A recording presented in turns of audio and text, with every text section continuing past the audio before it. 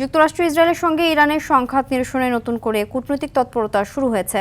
মধ্যস্থতার অংশ হিসেবে শুক্রবার তেহরানে পৌঁছেছেন পাকিস্তানের সেনা প্রধান জেনারেল আসিম মুনির। তবে আলোচনা নিয়ে এখনও সতর্ক অবস্থানে রয়েছে তেহরান। অন্যদিকে ওয়াশিংটন বলছে সংলাপে কিছুটা অগ্রগতি মিলেছে। বিনিয়ামিনের রিপোর্টে বিস্তারিত। যুদ্ধবিরতির ৬ সপ্তাহ পার হলেও এখনও চূড়ান্ত সমঝোতার মুখ দেখেনি ওয়াশিংটন তেহরান আলোচনা। যুদ্ধবন্ধ ও উত্তেজনা প্রশমনে পাকিস্তানের মধ্যস্থতায় দুপক্ষের মধ্যে যোগাযোগ অব্যাহত রয়েছে। সংলাপের অগ্রগতি আনতে শুক্রবার তেহরান গিয়েছেন পাকিস্তানের সেনাপ্রধান ফিল্ড মার্শাল আসিম মুনির।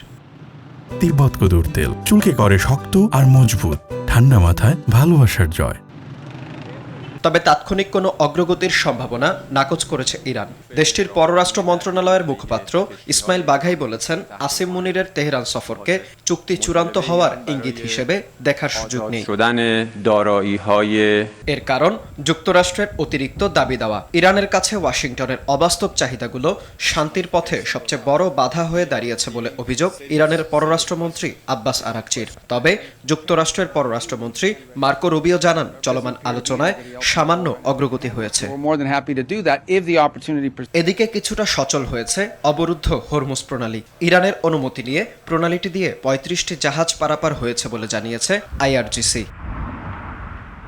অন্যদিকে বাড়তি মূল্যস্ফীতির চাপে বিপর্যস্ত মার্কিন জনজীবন। এরপরেও ভেনিজুয়েলার তেল দিয়ে যুদ্ধের খরচ ২৫ বার উঠিয়ে ফেলার দাবি মার্কিন প্রেসিডেন্ট ডোনাল্ড ট্রাম্পের। বিনিয়ামিন, RTV।